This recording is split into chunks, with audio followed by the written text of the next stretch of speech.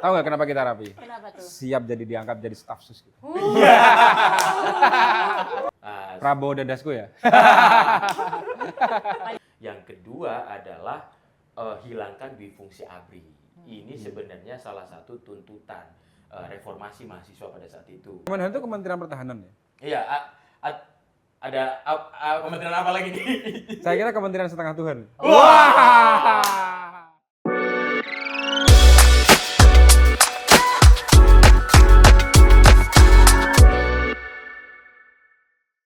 Kembali lagi di podcast kita di Teronge Gosong. Yang panas kita gosongin. Balik dulu ya. Dikit gak ngaruh. Weh. Tipe dikit gak ngaruh. Nih, Tipenya Iya. episode kelima ini. gak apa-apa berarti kurang diulang-ulang ya ini tagline-nya. Ya, Oke. Bahasa apa kita Lintang hari ini? Bahasa apa nih? Pakaiannya udah rapi-rapi nih Yoi. pasti serius nih Iya, rapi pembahasannya amat. nih. Tahu nggak kenapa kita rapi? Kenapa tuh? Siap jadi diangkat jadi staf sus. Gitu. Ya. Bikin lagu Habis- dulu. Aduh. Habis ini ada panggilan ini ya.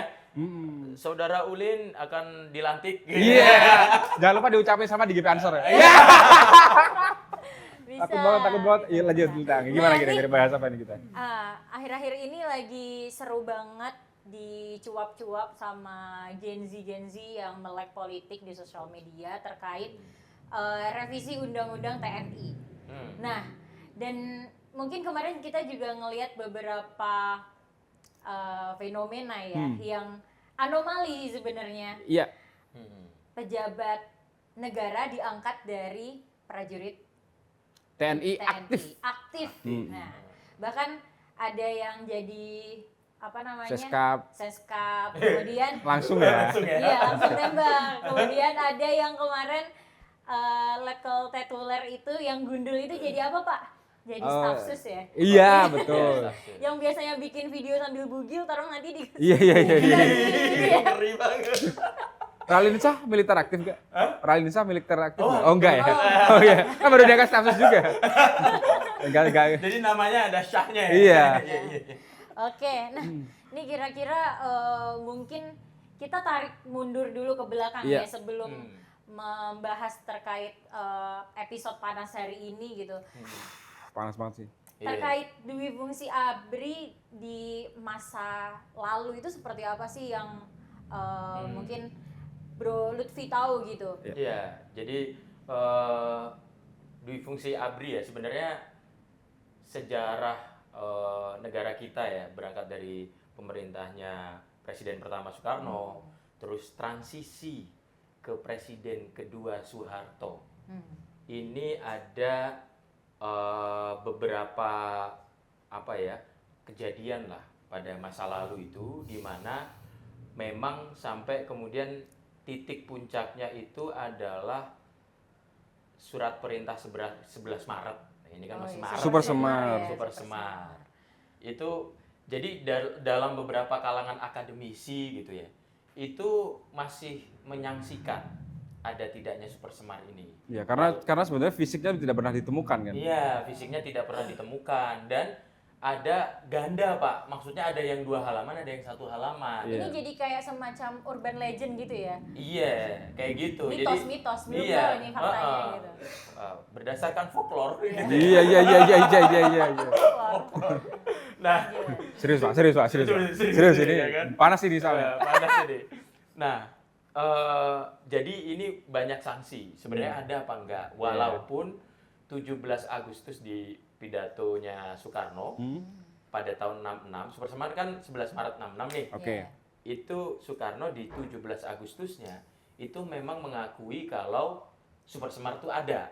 Tapi kan kita nggak tahu apakah itu dalam kondisi tertekan atau tidak Pak Soekarno pada saat itu. Nah, itulah sanksi beberapa akademisi terkait sejarah inilah. Tapi kenapa gue bahas ini penting? Ini tonggak kalau kayak bahasa kita itu kayak switchingnya ke ABRI fully power itu pada saat itu. Oke. Jadi kayak otoritas penuhnya di situ ya dimulainya ya. Iya.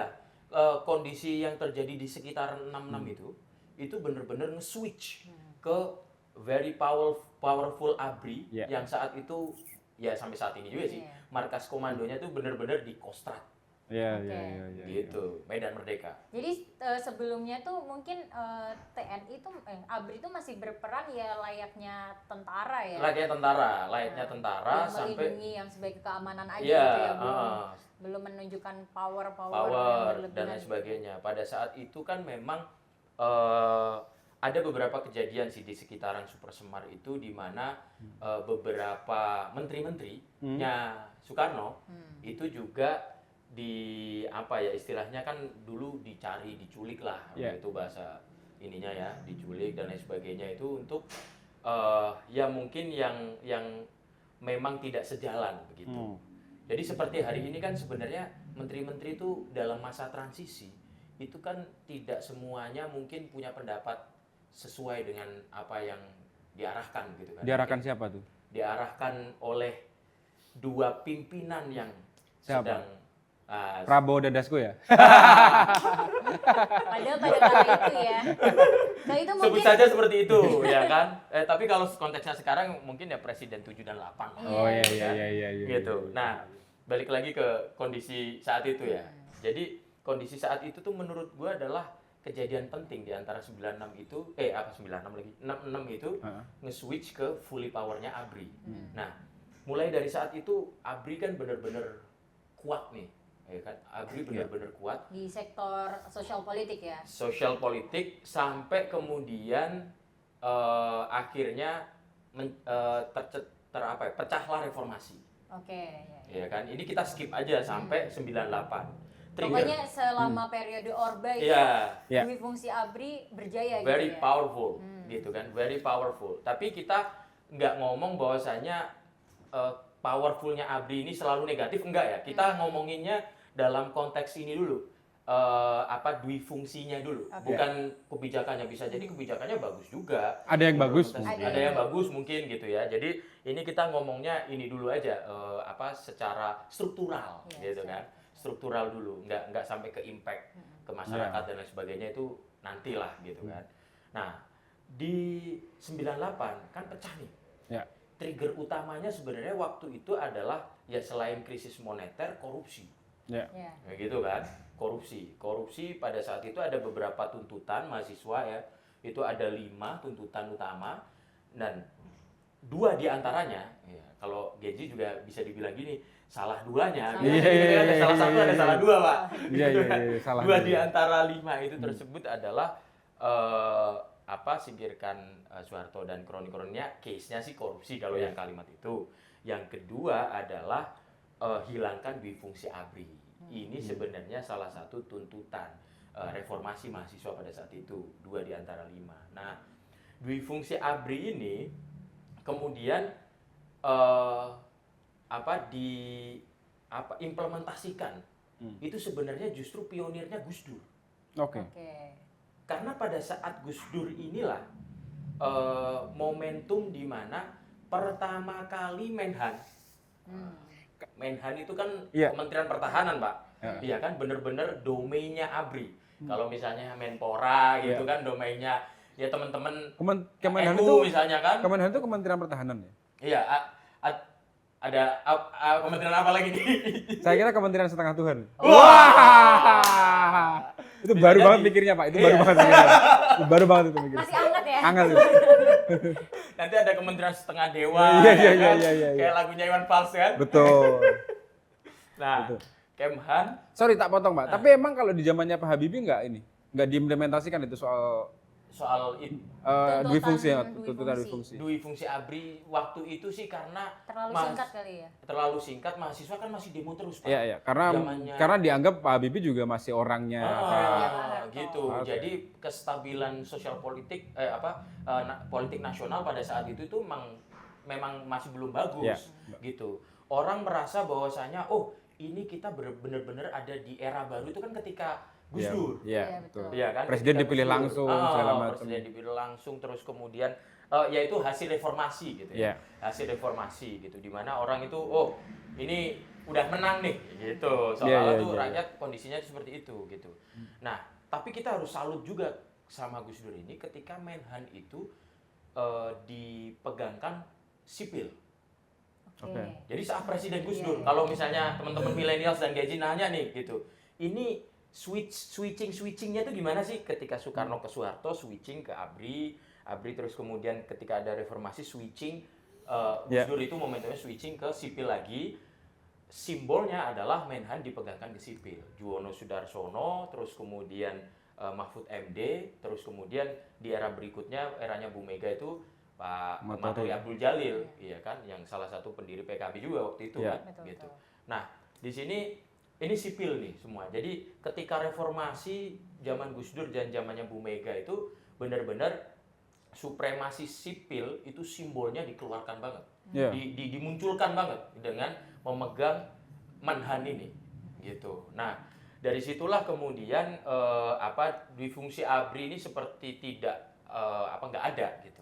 Seperti nggak ada. Nah, belakangan ini persentasenya mulai naik lagi dengan seiring beberapa TNI aktif gitu kan. Sebenarnya tidak hanya TNI, kalau kita ngomongin ABRI ya Pak.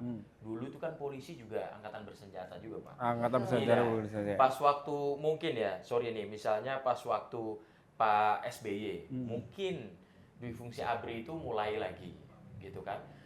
Pas waktu Pak Jokowi sangat kelihatan bahwasanya Polri juga, karena kita ngomongin ABRI nggak hanya TNI, berarti Polri juga harus kita lihat nih di sini konteksnya kan.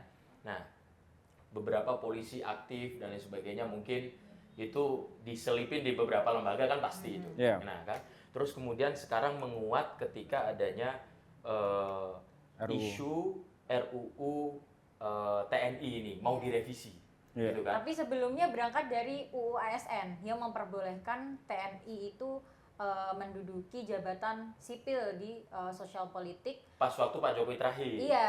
Tapi cuma di di bagian sektoral yang tertinggi aja. Ya kayak di nasional, kemudian di lembaga-lembaga khusus seperti itu. Tapi adanya mungkin RUU ini ya, RUU TNI ini yang jadi memperkuat. Iya, keresahan gitu. Ini apakah reformasi akan berakhir begitu saja gitu? Iya. Saya kira kita harus mengaca bahwa seperti yang dikatakan Bro Lutfi tadi, bahwa ini amanat reformasi itu salah satunya untuk menghilangkan difungsi ABRI itu. Betul. Artinya kita sebagai pemuda NU, Gen Z, ayo kita sampaikan pendapat kita bahwa ini tuh nggak bener gitu. Betul. Menurutku nggak bener karena perjuangan menuju reformasi itu nggak main-main loh ya. Banyak nyawa yang melayang, banyak konfrontasi politik, terus banyak yang berkorban juga. Betul. Cuma soal nyawa aja. Gitu. Harta, kemudian penghilangan itu kan juga dari kalangan kita sangat banyak sekali ya. Artinya ini akan mengkhianati reformasi itu sendiri jika benar-benar terjadi. Kalau difungsi ABRI menjadi aktif kembali kan seperti itu, Lintang. Mungkin one of solutions yang bisa diberikan opsi adalah ketika misalnya seorang pejabat TNI aktif gitu ya, atau Polri aktif yang mau mengisi jabatan suatu lembaga atau instansi, mungkin dinonaktifkan terlebih dahulu. Betul. Gitu. Jadi ini kayak lebih wise lah gitu, lebih biar dia nggak porsinya itu dua kaki gimana ya? Tapi kayak sama aja gak sih kalau dinonaktif? Sebenarnya sih sama aja ya, secara kontekstual dalam pengimplementasiannya nanti juga. Iya. Tapi ya itu tadi, memang benar sih apa kata Gus Ulin tadi, bahwasanya ada check and balances kita sebagai anak muda NU nih ya. Check and balances di situ bahwasanya. Karena memang kalau difungsi ABRI memang aktif itu saya powerful itu, Pak. Emang sepowerful itu. Kita kan nggak maunya di situ kan. Karena kalau kita bicara soal difungsi ABRI, bagaimana semua ya mungkin ada plus minusnya ya, di mana zamannya Pak Soeharto dulu ada yang memberangus Petrus itu loh, preman itu juga bagian dari salah satu baiknya ya. Cuma antara aman, damai dan takut ini kan beda-beda tipis sebenarnya ya kan. Jadi artinya keseimbangan sosial juga harus terjalin seperti itu.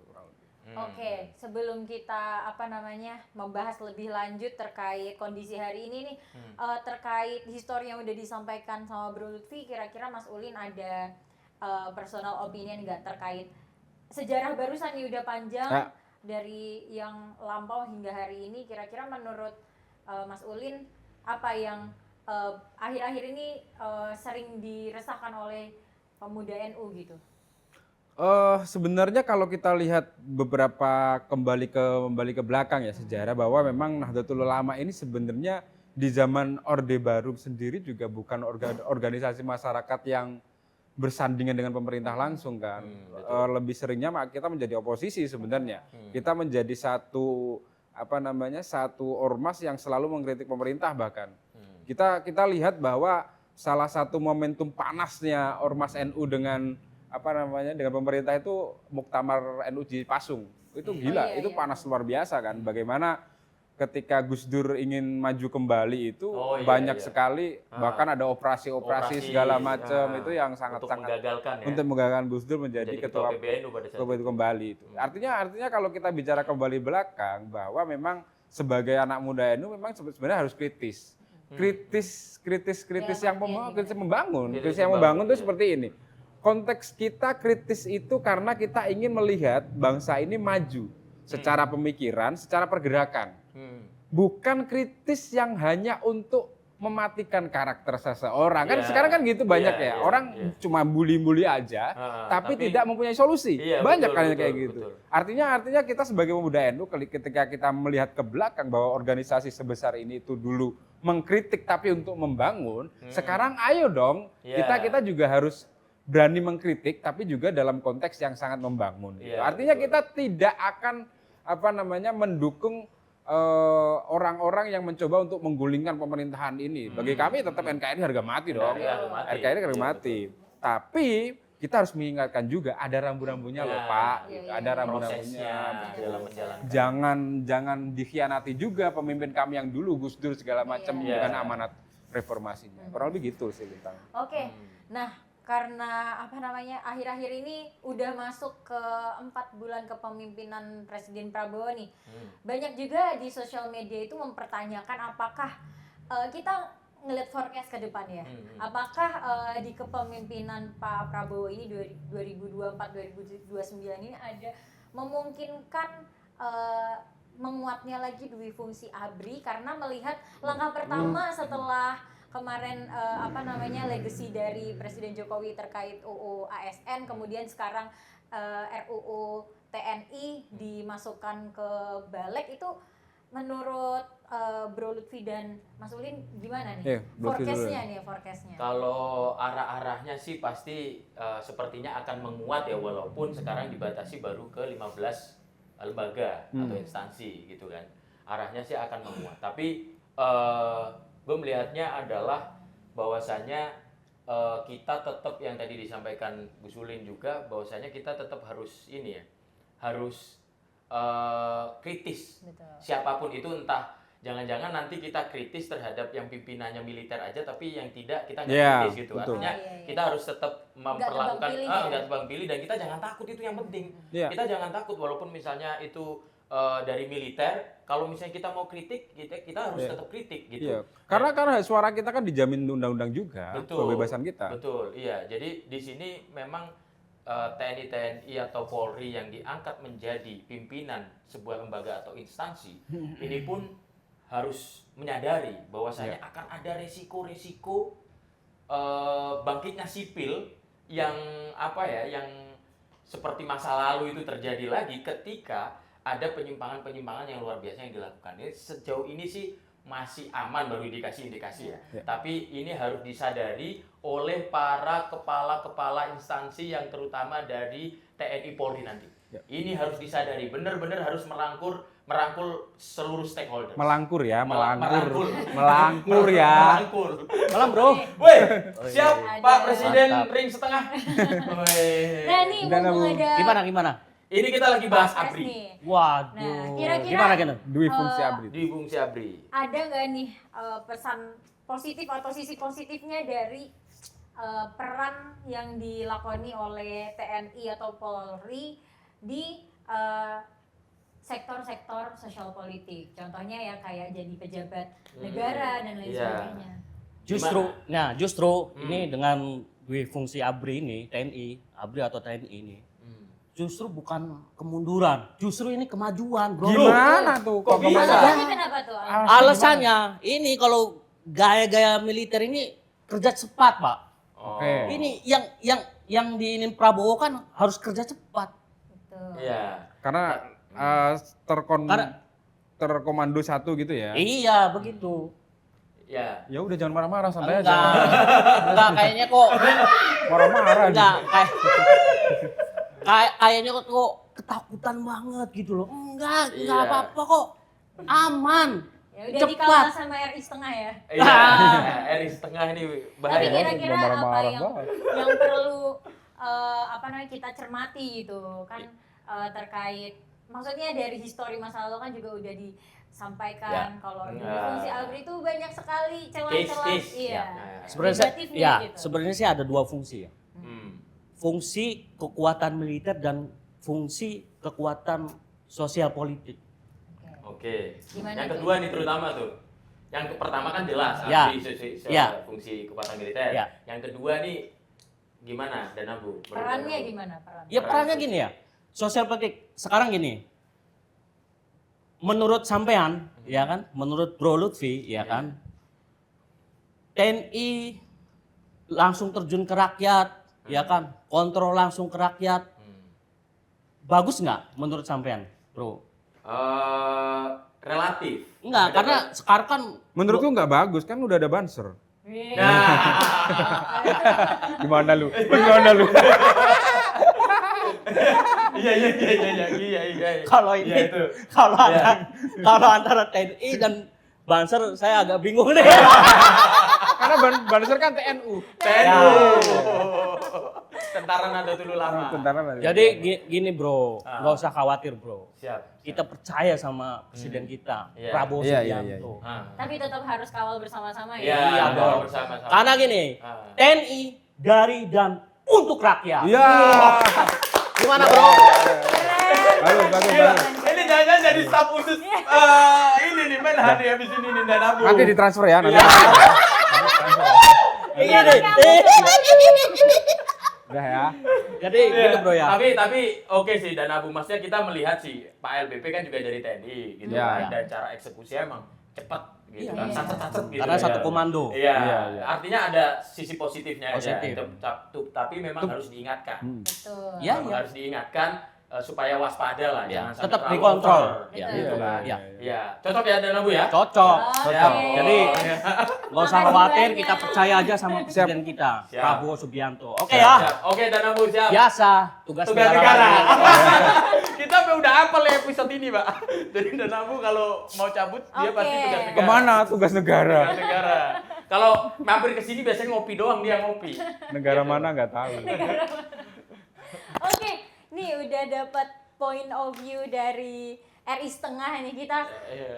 langsung aja ke bagian closingnya terkait apa nih rekomendasi-rekomendasi yang harus kita berikan tentunya kepada pemerintahan sekarang ya, pemerintahan Pak Prabowo, dan mungkin kehati-hatian juga untuk pemuda NU di rumah semuanya, teman-teman Gen Z NU, untuk apa nih harus yang kita lakukan untuk mengawal kasus ini gitu, mengawal fenomena ini.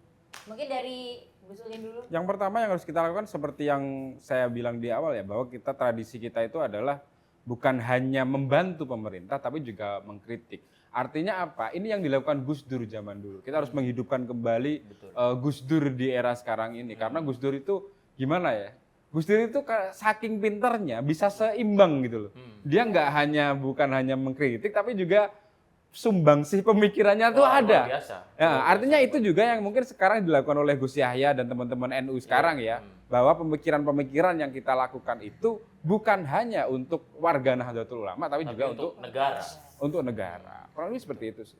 Oke, Iya. ini kalau dari Bro Lutfi gimana nih? Tadi kalau aku sih sebenarnya intinya kita sebagai pemuda NU juga nih ya, itu perlu melakukan check and balances ya di sini antara sipil dan supaya TNI Polri tidak terlalu over. Dan ada terkait dengan RUU TNI nih yang sedang dibahas. Ini jangan sampai kemudian TNI aktif, itu ada dua sih. Pertama, TNI aktif itu kemudian menjabat gitu kan, menjabat di suatu jabatan strategis nasional lah gitu kan. Yang kedua, ex TNI jangan kemudian langsung masuk ke partai politik gitu kan. Itu juga perlu diwanti-wanti gitu. Oke lah, misalnya ex-TNI dalam kurun waktu tertentu lah, silakan misalnya 3 tahun, 5 tahun itu masuk partai politik boleh gitu, tapi jangan kemudian langsung terjun di situ. Ini untuk menghormati supremasi sipil yang ada, dan kita juga supaya balance di sini gitu kan. Yang selanjutnya juga kita ada perlu melakukan audit jabatan sipil gitu kan, melalui pembatasan kuota ex militer di birokrasi ataupun di lembaga-lembaga negara gitu kan. Ya terkait dengan persentase 5% let's say gitu kan. Nah, selain itu tapi dari sipil bukan berarti diem aja gitu kan. Kita juga harus melakukan kaderisasi pendidikan sosial politik yang baik, dan juga gini nih, masalahnya sipil ini juga bukan tanpa masalah ya. Betul. Gitu. Korupsi itu kan bisa dilakukan siapa aja. Yes. Gitu. Nggak hanya nggak hanya dari militer aja gitu kan, artinya dari sipil juga. Jadi artinya sipil ini kira-kira harus memberikan contoh yang baik dulu, dan juga melakukan hal-hal yang sesuai dengan porsinya lah. Ketika nggak mau masuk di situ militeri, ya kan, memang plus minus gitu kan. Kita juga memang harus memperkuat strengthening our politik dan social value-nya kita gitu sebagai sipil yang jauh lebih bisa bekerja lebih baik daripada yang dari militer gitu. Sehingga kita ngeritik itu bukan pepesan kosong aja gitu kan. Malah gitu ya. Gitu. Artinya kita juga harus lebih baik lah sistem kaderisasi, pola dan lain sebagainya itu, supaya yang tadi disampaikan dan Abu itu masuk juga, soalnya lebih cepat karena sistemnya komando. Emang masalahnya kan gitu. Nah, itu yang tidak dimiliki oleh sipil. Oleh karenanya sipil harus memperbaiki setiap harus terbiasa, terlatih untuk itu ya. Terutama untuk leadershipnya, cara mengorkestrasi dan lain sebagainya itu kan dipelajari oleh partai politik ataupun melalui organisasi-organisasi begitu kan. Nah, di situ peran pentingnya ada di situ. Itu kira-kira. Oke, keren banget nih rekomendasi-rekomendasi ini.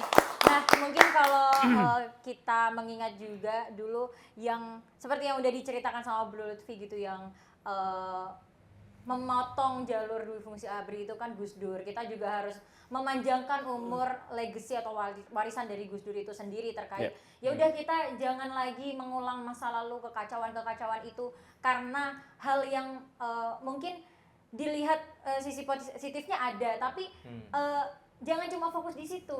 Sisi negatifnya apa nih? Jangan-jangan kerugiannya justru bakal lebih banyak, lebih besar gitu jika diterapkan. Nah, mungkin itu sih yang kita harus ingat juga gitu. Dan kita harus jaga. Iya.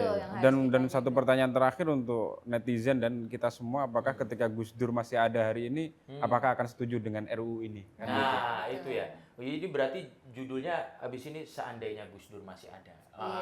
Itu. UU TNI. Iya. Keren.